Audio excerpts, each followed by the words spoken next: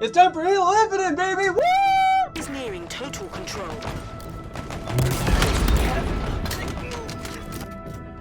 Like, get his attention. Got him!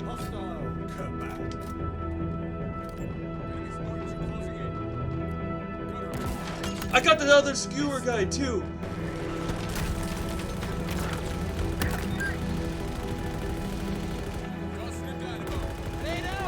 I got it! I got it! I delivered it! Let's go! I did it!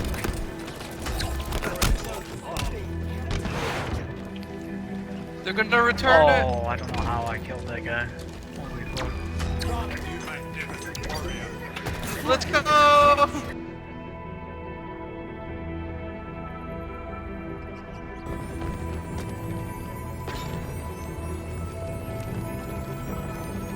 Wait, they're coming.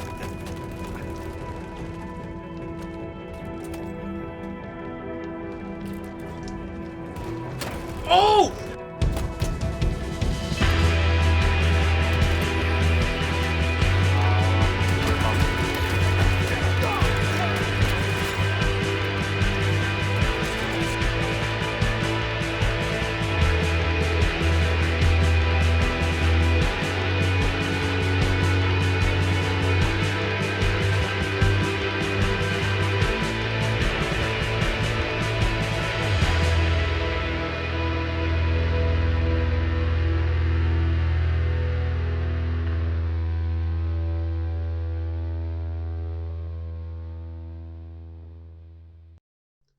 Halo Infinite's second flight is over, and I can positively say it is very good. The game feels amazing, and I've been borderline addicted to just experimenting with Infinite's sandbox.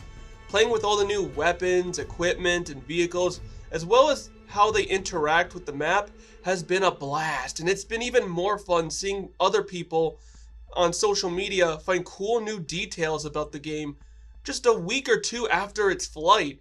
And this time, we had not one but 2 weekends to try everything. So after putting over 80 hours in and really getting a feel for the game, I'm ready to share my thoughts. There's a lot of good to talk about, but I also have a few concerns or suggestions I'd like to share as well. However, before we go any further, I do want to clarify a few things. First off, I'm mainly going to cover the new additions from this flight, as well as some changed opinions about certain weapons or maps that we experienced in the last flight. If you want to hear my full opinions about all the weapons, maps, bots, graphics, sounds, etc., then feel free to check out my last video that talked about the first flight. This video is going to be long enough without me recapping everything, and while the last video is a little long, I put a lot of work into it and would like to see that view count bumped up a little. I pump those numbers up. Those are rookie numbers in this racket. I also won't talk too much about any changes 343 made since the last flight, because they already posted everything, so you can just look that up for yourself.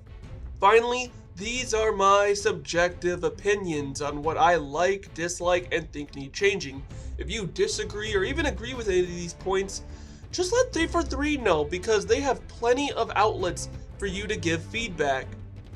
With all that out of the way, let's get started talking about flight number 2. Now, some of the main elements this flight seems to be focusing on are big team battle, matchmaking with other players, vehicle play, and shock weaponry. With that, we also have new weapons, equipment, a new training mode, and even a hidden custom games mode. Needless to say, there is a lot to talk about, especially since we had 2 weekends to try everything instead of just one like last time. By the way, thanks for that 343.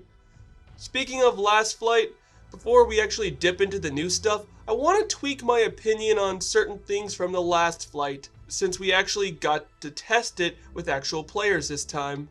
As expected, playing against players is a lot more intense and unpredictable than versing bots, but everything still flows together nicely.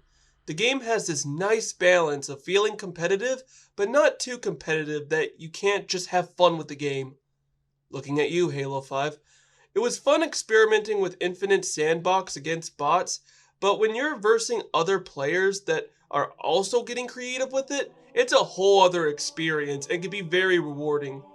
It also helps that the map design flows really good and you almost never feel like one spot isn't getting as much attention as another spot. Although I will say that versing players on Bazaar has shown some cracks in that map. The middle section is way too easy to get picked off by players on the high ground, and this leads to less people actually going that way and forces them to hug the side alleys instead.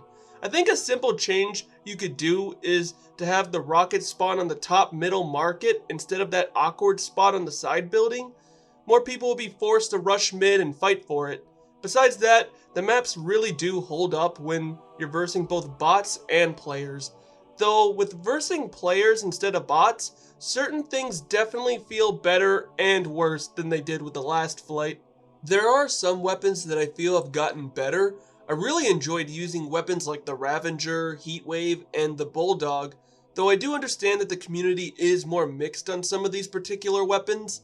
One of my buddies I was playing with even said something about how the power weapons aren't really worth it if they don't insta-kill immediately, and I couldn't disagree more. These weapons are meant more for crowd control, but aren't meant to be too overpowered that they can barely be countered, like the rocket launcher for example. However, I still think each of these could use a little buff. The Heatwave needs a bigger reticule and better tracking with its bounce shots, the Bulldog definitely needs a slight damage buff, and the Ravager should definitely do more damage with its charge shot, or at least to where it insta-kills if you directly hit somebody with it. Just like last time, I also really enjoyed using the assault rifle, but many have been saying that it's too overpowered. I do think the weapon should be less effective and have a wider spread at long range, but other than that, I really do not want a full-on nerf for the AR. I do not want a useless AR. Please, 343, do not make us go back to the Halo 3 AR, I beg of you. A few people have also been saying we should have BR starts instead of AR starts, and I think that's also a terrible idea, and this is coming from someone who loves the battle rifle in this game. I love that we start with the AR and the sidekick because they aren't the best weapons. You feel more pushed to run out, find and experiment with better weapons and equipment, and it also promotes more close quarters engagements versus just everyone camping with the BR and sniping from long ranges. It's like how we all love the grapple shot, but most of us know that if everyone had the grapple shot at all times, things like close quarters combat and vehicles would be neglected.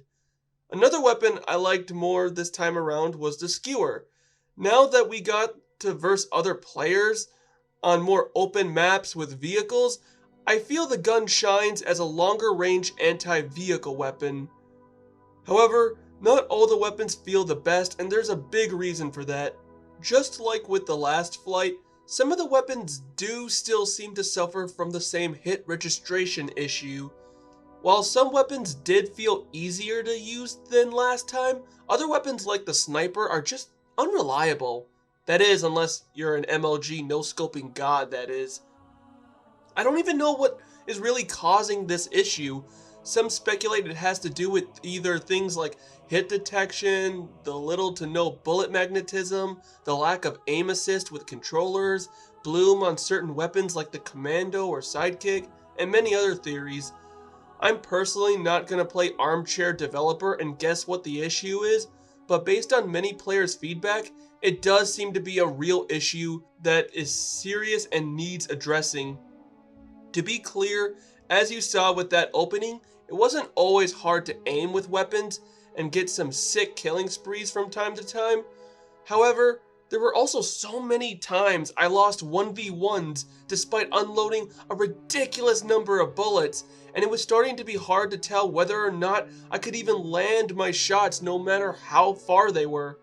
I would assume I was just bad at the game, but then I'd jump into the other Halo games or even other FPS games like Battlefield or Splitgate, and I'll have much better hit detection and consistency when firing their guns.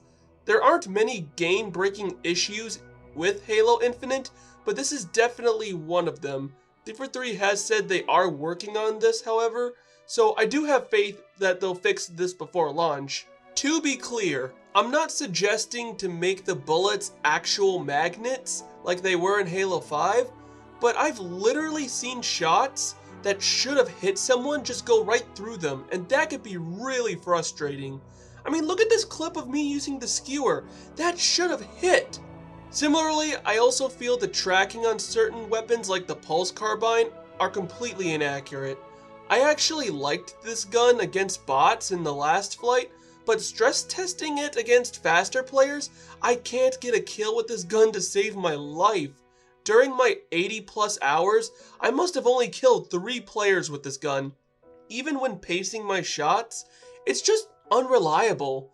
I appreciate how 343 is thinking more about making every weapon feel different and unique, and not just using the same alien reskin of a human weapon, but it won't matter if they aren't effective to use. I know the Covenant carbine is basically a battle rifle reskin, but it was still effective. Why would I want to pick up a gun like the pulse carbine or even the commando that requires me to measure the distance and fire rate in order to be effective with it, when I could just pick up a battle rifle and feel confident I'll hit my shots no matter how far I am or how fast I fire it? Don't get me wrong, I like more variety in the sandbox, but I also don't want to flat out ignore weapons that I don't trust to keep me alive. The tracking issue also leans into the plasma pistol, which I think just got gutted in this game. Its regular shots aren't anything special, but its EMP charge shot really needs a buff, especially since it apparently doesn't EMP vehicles anymore? Terrible idea! Removing this ability from the plasma pistol basically strips the gun of its identity, and it's basically just become an alien reskin of the human pistol, which goes against 343's weapon design mentality for this game. It's had this feature since Halo 2, and I think me and the community can come into agreement when we say we want the plasma pistol to EMP vehicles again, or at least give it a buff so it's more effective against infantry, because as of now, the plasma pistol is useless. Look how they massacred my boy. But there is a reason 343 probably made this change, and this is a good segue into talking about the new stuff. Now that I've talked about the old weapons, let's touch on the new ones, starting with all the new shock weapons. Now, shock is a new projectile type that doesn't just deal damage, but also EMPs vehicles, and even has electricity travel between dropped weapons, objects, and even other players. This is such a cool concept because I've always wanted something like an EMP or stun grenade in Halo, and 343 basically just said, why stop there when you could have a shock sniper rifle and a shock pistol as well? The shock weapons are a really neat addition, but I could definitely see them being tweaked a bit. Starting with the dynamo grenades, cool name by the way, these things are insane. They're basically a lighter grenade version of the power drain from Halo 3, except they deal physical damage as well.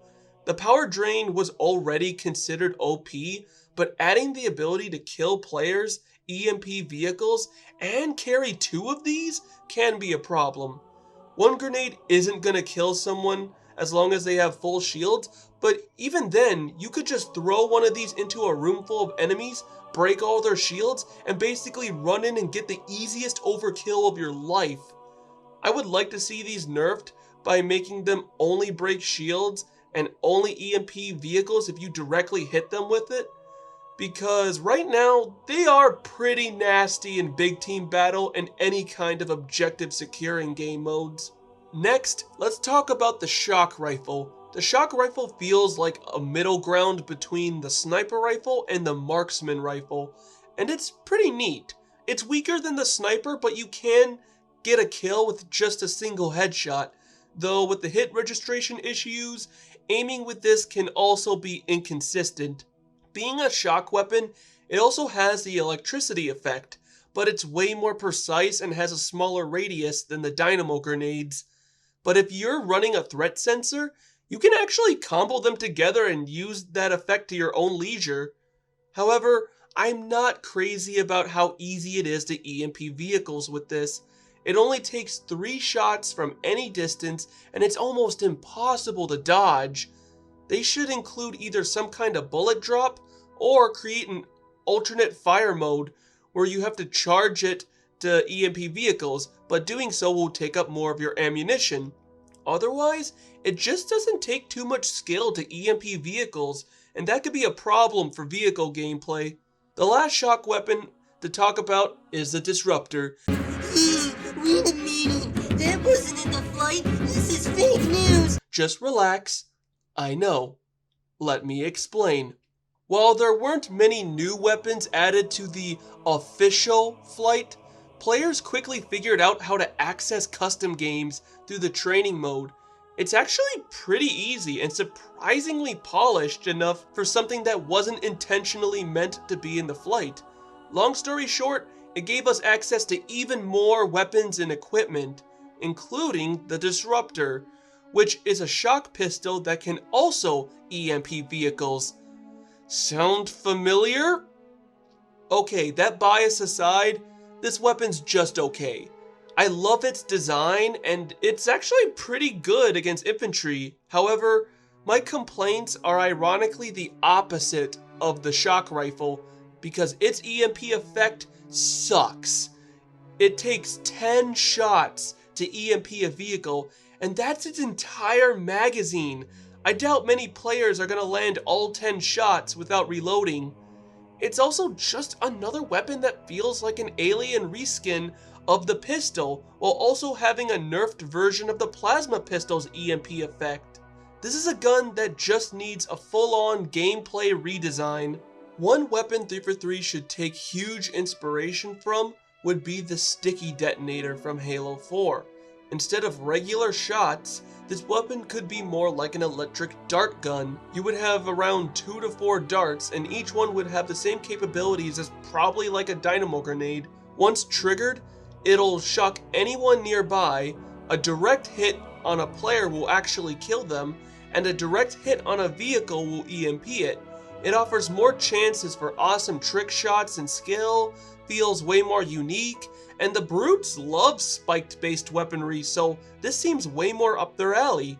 For the next weapon, I'd like to talk about the Hydra, which is one of my favorite 343 original weapons.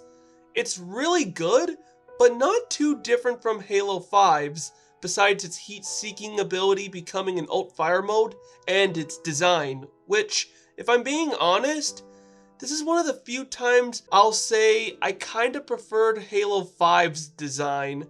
I think it's not only too clean, but kinda looks blocky, and some people even say it looks too similar to the assault rifle when it's in your hand. I'd like to see some kind of middle ground between Infinite and Halo 5's designs. Maybe add a few more roundish edges and give it a greener color like the Spartan laser. I think that would really help it.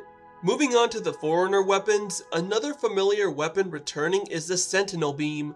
Again, not much is different, it's pretty strong, and it has insane recoil. The design is pretty faithful to the original, but I absolutely love the reload animation. The newer Foreigner weapon we got to try was the Cinder Shot.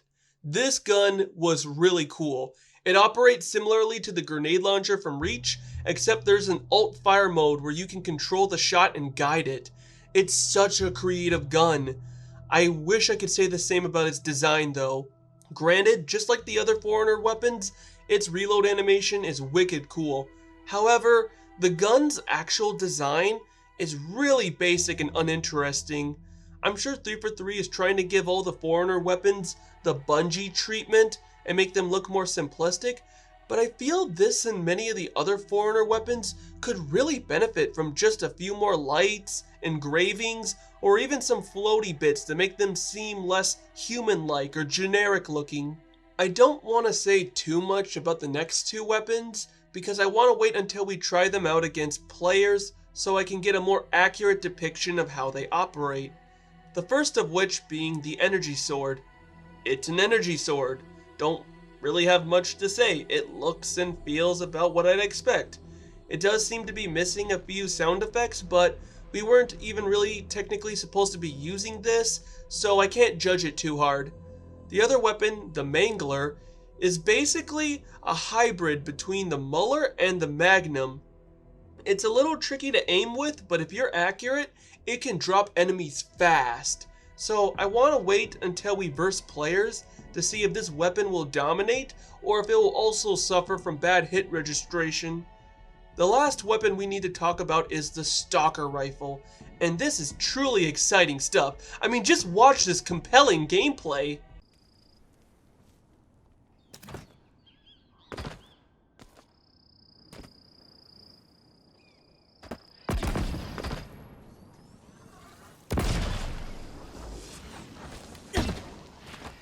Enemies hurt. Okay, so I couldn't actually get this weapon to work, but someone else did, and it seems to be a stronger version of the Covenant Carbine, which is pretty cool. But weapons weren't the only thing people got access to in customs. I also didn't get to try the thruster equipment, but it seems to function just like Halo 5's thrust. As much as we hate on Halo 5's Spartan abilities, I do think most of them functioned properly, and I do think they can work better in Halo as temporary pickups over permanent starting abilities. Speaking of equipment, let's talk about the new equipment that 343 actually intended on us using, the Repulsor. This thing is awesome. Like the grapple shot, there are so many ways to use it, and I've had a blast trying to figure them all out. Basically, it's like a force push attack you'd see in Star Wars games. You can launch away objects, certain projectiles, enemies, and even yourself off the ground. This thing is basically a safer alternative to rocket jumps. And you can even launch people off the map, which is hilarious, but can also be really cheap at times. There are certain areas in maps like Recharge where you can camp, wait for someone to turn a corner, and immediately push them off the map. And I'm guilty of this. 343 should fill up these camping spots, but also maybe give the repulsor a 1 to 2 second delay before activating, just so people actually have a chance to counter it.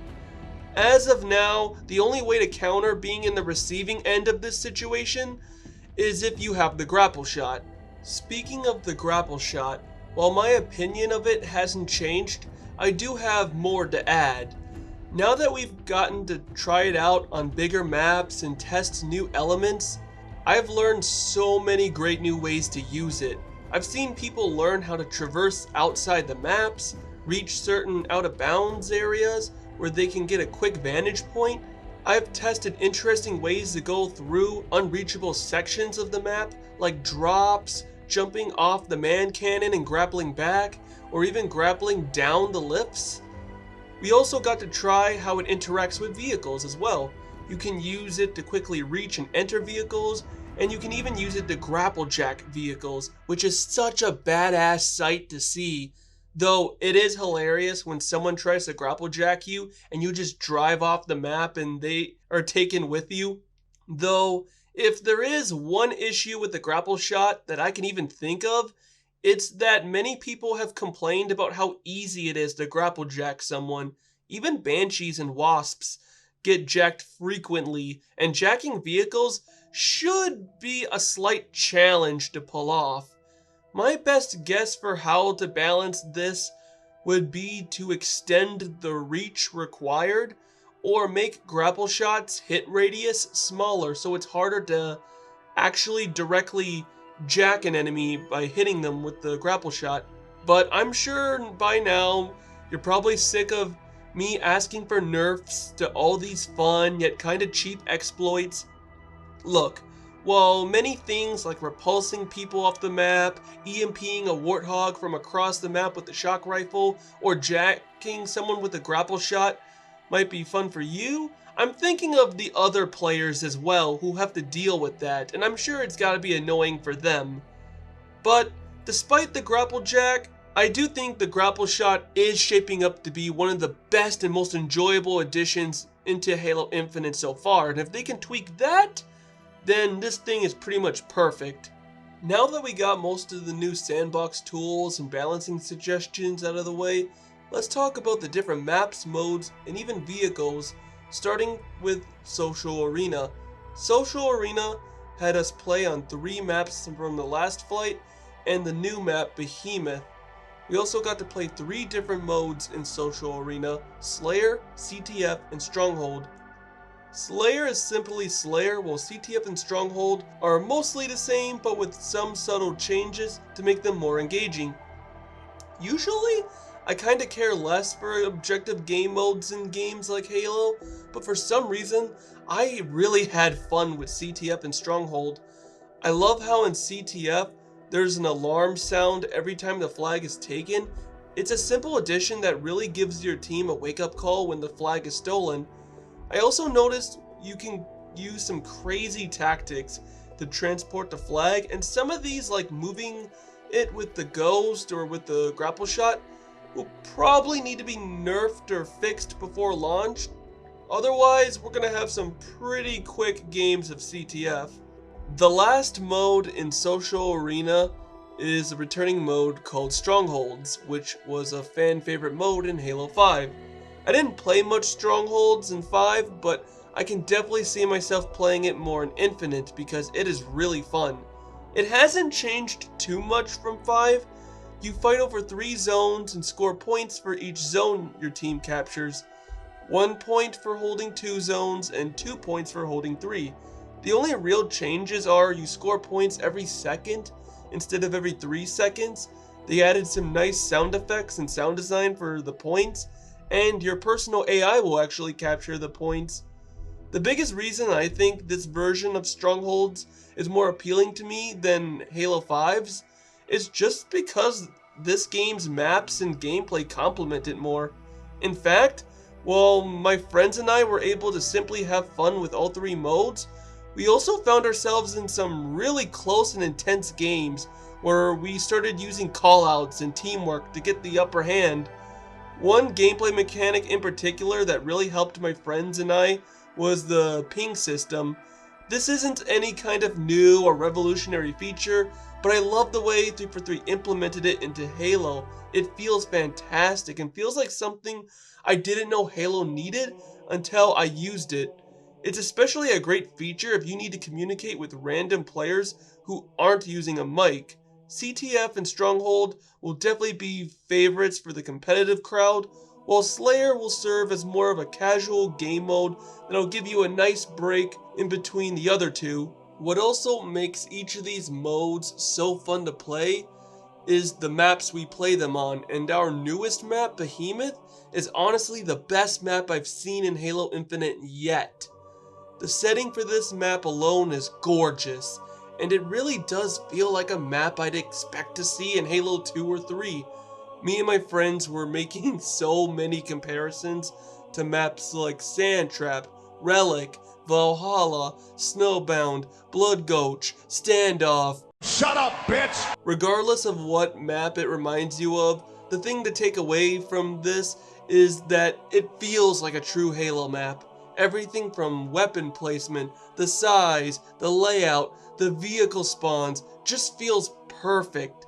It's not too big that you catch yourself wandering, but also not too small that you're constantly fighting and don't get a chance to breathe. Its layout isn't too simplistic that it feels like a basic 3-lane map, but also isn't too scattered that you feel like you're getting lost either. Every location sees an equal amount of action, and this is the kind of map that really lets Infinite's sandbox shine.